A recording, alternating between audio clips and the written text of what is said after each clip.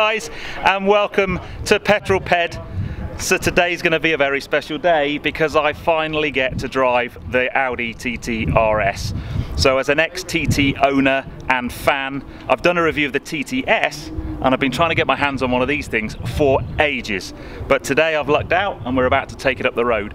I'm going to do less of a kind of detail of the car review, just look at my TTS review because the spec inside and so on in terms of features and stuff is going to be very similar. This car is all about the driving, 400 horsepower, 0 to 60 in well under 4 seconds. I think it's about 3.5 seconds. This should be very good.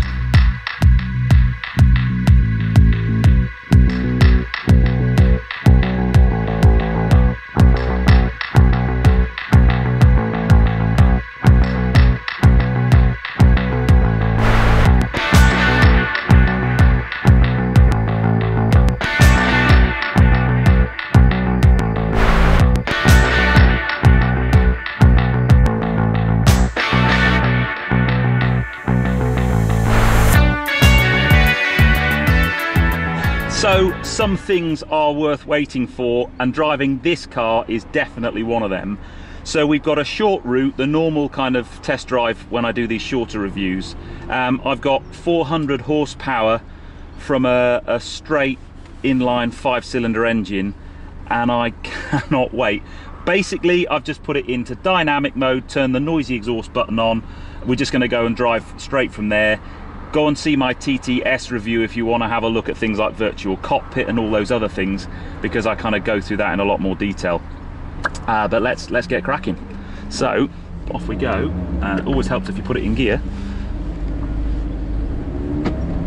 Now there's two things I'm looking forward to driving this car, and the first one is the noise, because I've heard lots and lots about it, and the second one is the performance. So if I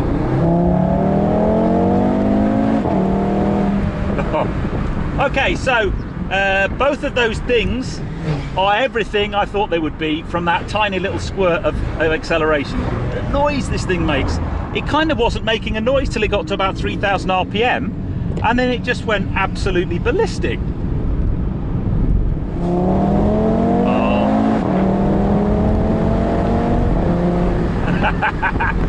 So at about 4,000 RPM, this thing just lets rip. It doesn't make a noise really until then, and then the valve opens and bang, it's bloody brilliant. Very, very lovely noise it makes. And it is fast, this car. Wow, it's quick.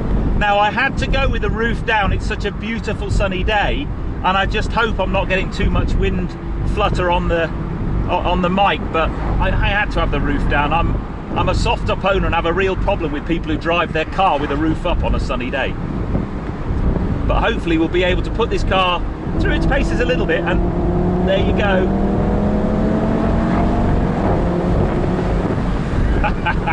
So suspension wise, pretty firm, but then we are in the kind of dynamic setup for ultimate performance.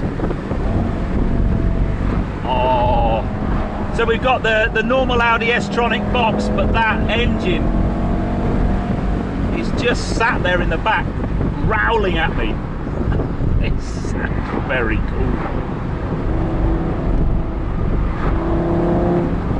And what's nice is it kind of sounds like it's meant to be doing that. It doesn't sound artificial and... Oh, here we go. Oh.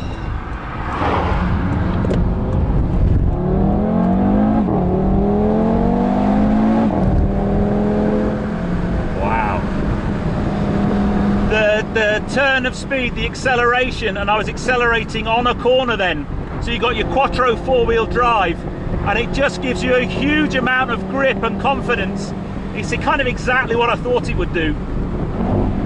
And when you downshift, it just sounds bouncing off the walls. Yeah, this is a very, very rapid car, and I love it very much. I had my TT RS Roadster for 4 years and I loved every minute of it. But I always regretted not buying the RS. I so nearly did and then bottled it at the last minute. On the brakes are good.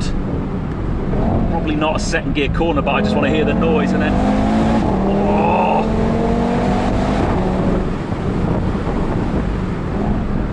There, you put your foot on the loud pedal and the response is instant. As soon as you're up above that sort of 4,000 RPM mark, it really, really does go. I'm just trying to soak in as much of this as I can. Oh, the brakes are good, and then traction is immense.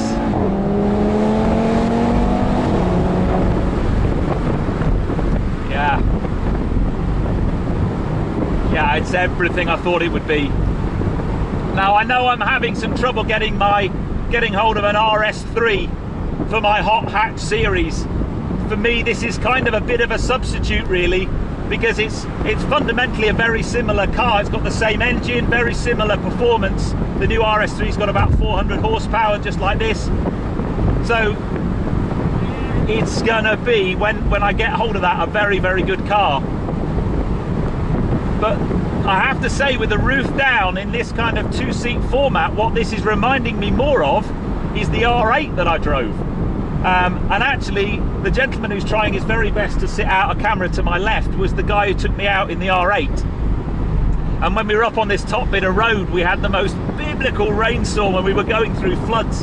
And I never managed to drive it that hard or that quickly, but I've not got that problem today. Just look at this weather, it's absolutely outstanding.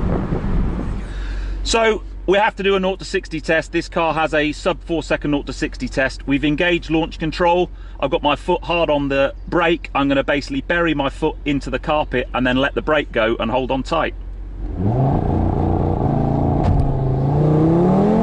Whoa, 60.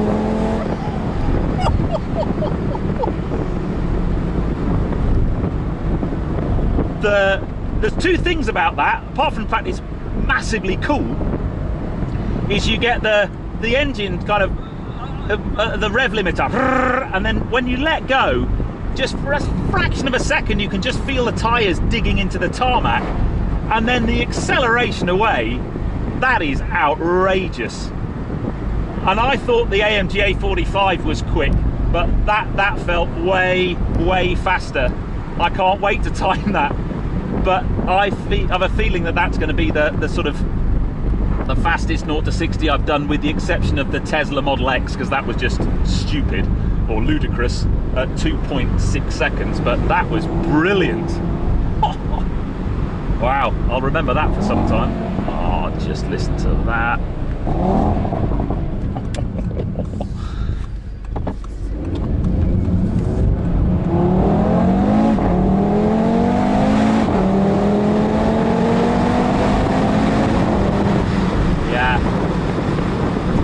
So, when you buy an Audi TT RS, you best have no points on your license, because you're going to gather them about as quickly as this thing gathers speed. Absolutely amazing acceleration in this car, but it just feels so planted. I mean, that, just chuck it into a corner. The road manners are exceptional, and what I love about it is it just throws confidence at you. You've got four-wheel drive, and you can just really, and I know some people, like I always say when I drive a fast four-wheel drive car, some people are going to go, you can't drift it, you can't do it. For most drivers, this is what you want, and you could drive very quickly in this car and have the confidence that you're not going to be part of the scenery before the end of the journey. And I love that. But wow, is this car rapid, and I just want one really badly now.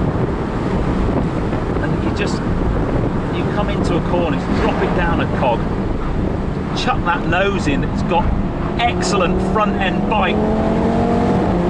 Sometimes people say that Audis have a bit of understeer. I can't feel any understeer in this. It's just got a really nice nose on it, and this is a nice kind of high speed sweeping corner, a few bumps and undulations. Wow. Wow.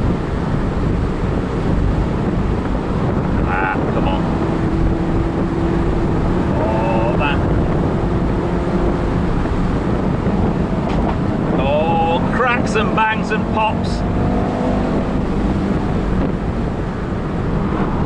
If you set the car up into the corner and you can just take the speed round the corner, you can get on the power so early because you've got so much traction. I can imagine on a track this thing is an absolute and total weapon. I wouldn't want the tyre bill at the end of it, but I really am struggling to think of a car in this class that could cover the ground so quickly with so much kind of confidence inspiring grip. And I know this car's placed against things like the 718 Boxster. Well, I've driven a 718 Boxster on the track and on the road, and they are a massively capable car. They're 350 brake, but if I wanted to get from A to B quickly, I'd have this, because I'm sure I could do it more quickly. This is a Boxstery to this car. That exhaust is just absolutely brilliant. So there's a couple of things we do need to talk about this car though, and the first one is its price. So when the TT RS first came out and I was looking at buying one, I think they were about 40 to 42,000 quid, and then you might have spec'd one up with a few more options. These things start at about 55, and I can imagine you can get one north of that quite easily, because I think you've got things like, so you've got ceramic brakes as an option of these.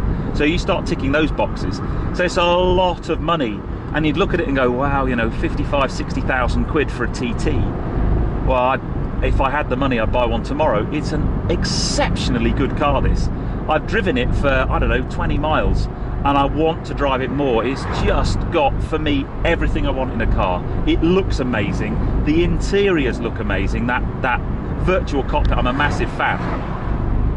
So yeah, I mean, I have to say I am a big fan, and I just have a massive want for a TT RS now, which is unfortunate because I can't afford one right now. So they're my final impressions of the car, really. So I'm going to draw my review to an end there. I kind of hope you've enjoyed it. I know it's been short but sweet, but what a car. I'm a bit lost for words. So anyway, I hope you've enjoyed the video. If you have done so, give me a thumbs up.